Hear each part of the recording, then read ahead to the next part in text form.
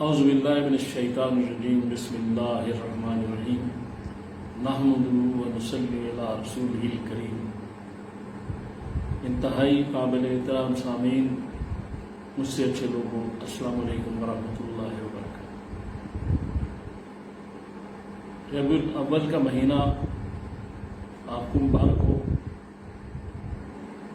یہ وہ مہینہ ہے کہ جس میں حضور سرور کائنات صلی اللہ تعالیٰ علیہ وآلہ وسلم اس دنیا میں تشریف لائے اور پھر 63 سال کے بعد اسی مہینے میں اپنے رفیق اعلیٰ سے جا ملے۔ تو میں یہ سمجھتا ہوں کہ آپ کا آنا، آپ کی آمد اس جہان کے لیے باعث برکت، باعث رحمت اور اس جہان کے لیے مبارک، اور آپ کا واپس جانا اس جہان کے لیے مبارک۔ تو گزارش یہ ہے سب سے پہلی کہ اللہ تبارک و تعالی نے قرآن پاک میں سورۃ الحجرات کی آیت نمبر 1 میں اپنے نبی کا ادب سکھایا ہے، اور اس کے بعد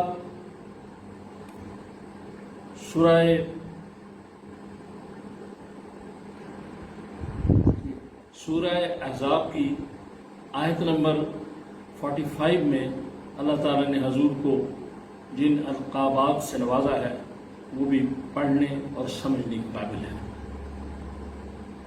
اس کے بعد پھر محمد رسول اللہ صلی اللہ علیہ وسلم اپنے ہر مقام، اپنے ہر مرتبے کے کمال کی حد پر تھے اور حد پر ہیں۔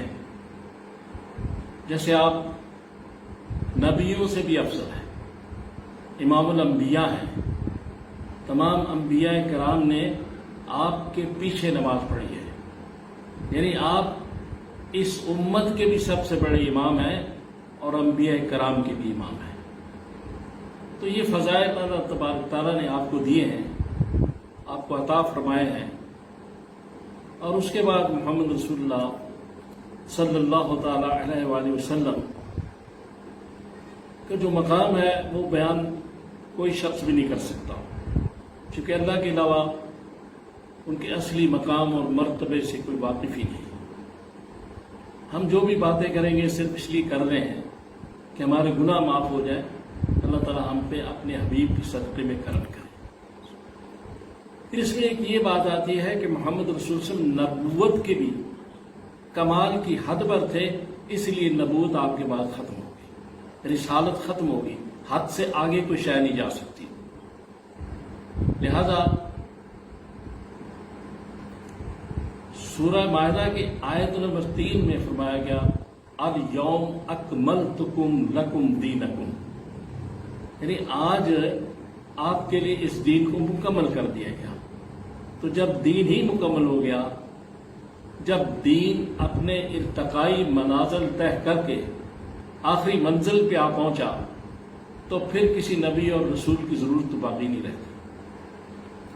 پھر اس کے بعد حضور کے جو فضائل ہیں، بخاری کی حدیث ہے کہ آپ نے فرمایا کہ میں آدم کے بہترین طبقوں سے پیدا کیا گیا، اور میں قرن کے بعد ہر قرن، اور اس کے بعد میں جس قرن میں ہوں اسی سے قرن زمانے کو کہتے ہیں۔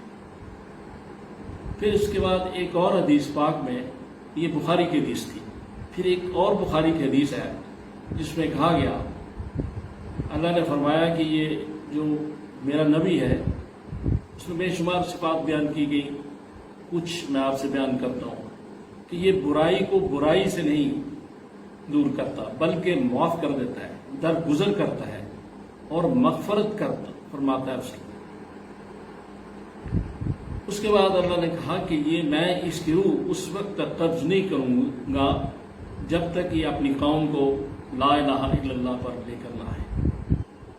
اور اس کے بعد کہا کہ اندھے دلوں، بہرے کانوں اور بے حس دلوں کو جب تک کلمہ اول پہ کلمہ حق پہ نہ ڈال دے اس کی روح قبض نہیں کی۔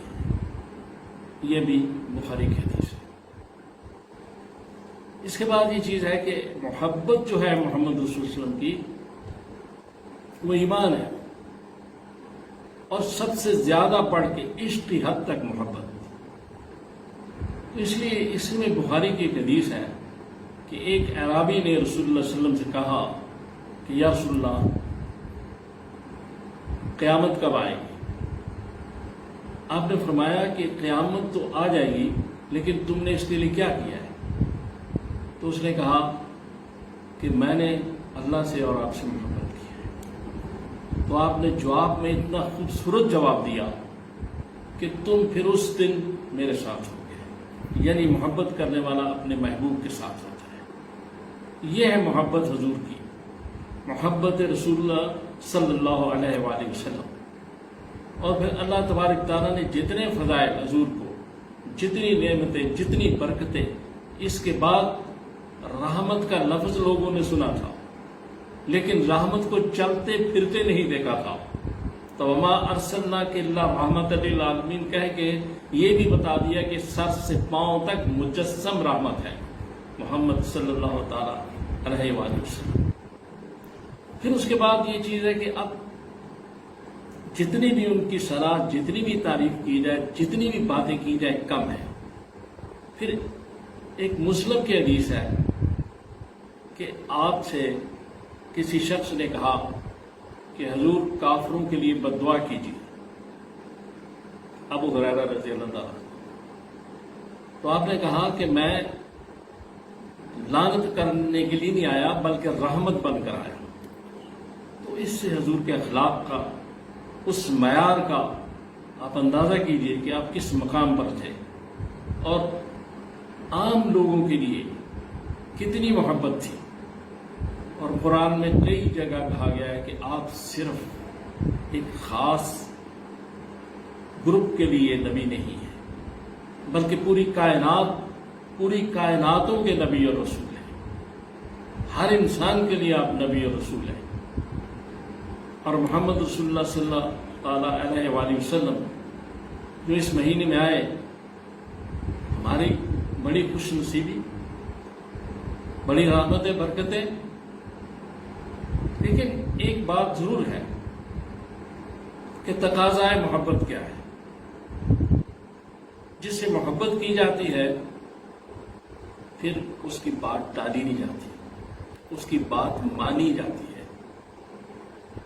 تو اگر آج ہم حضور سے محبت کے دعوے کرتے ہیں، عشق کے دعوے کرتے ہیں، تو ہمیں یہ ضرور سوچنا ہوگا کہ ہم آپ کے ارشادات پر کتنا چل رہے ہیں، اس پر کتنا عمل کر رہے ہیں، ہم آپ کی کئی باتوں کو کتنا مان رہے ہیں، نماز پڑھ رہے ہیں یا نہیں پڑھ رہے ہیں۔ عشق تو ہے رسول سے، تو رسول کے حکم سے بھی عشق ہونا چاہیے، تو نماز سے بھی محبت اور عشق، جو بات رسول کہے گا اس سے محبت اور عشق۔ تو یہ چیزیں ہمیں سوچنی چاہیے کہ تقاضۂ محبت اور تقاضۂ عشق رسول کیا ہے، اتباع رسول۔ اور اسی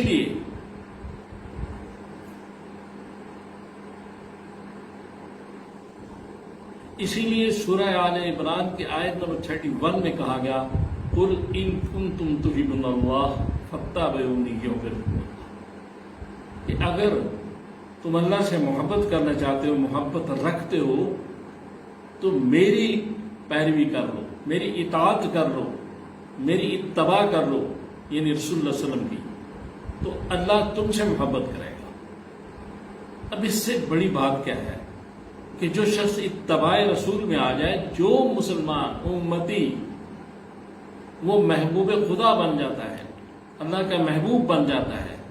تو اگر آپ کی اتباع سے اگر ایک عام شخص، عام امتی اس مقام پہ پہنچ جائے، تو محمد رسول اللہ صلی اللہ تعالی علیہ وآلہ وسلم اللہ کے کتنے قریب ہیں اور اللہ کو آپ سے کتنی محبت ہے۔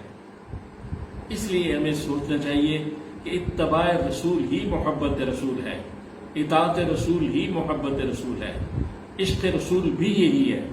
تو اگر ہم حضور سے محبت کر رہے ہیں، دعوے کر رہے ہیں، آپ سے عشق کی بات کر رہے ہیں، آپ کی بات بھی ہمیں سننی چاہیے، اس پر توجہ بھی دینی چاہیے اور اس کو اپنانا چاہیے۔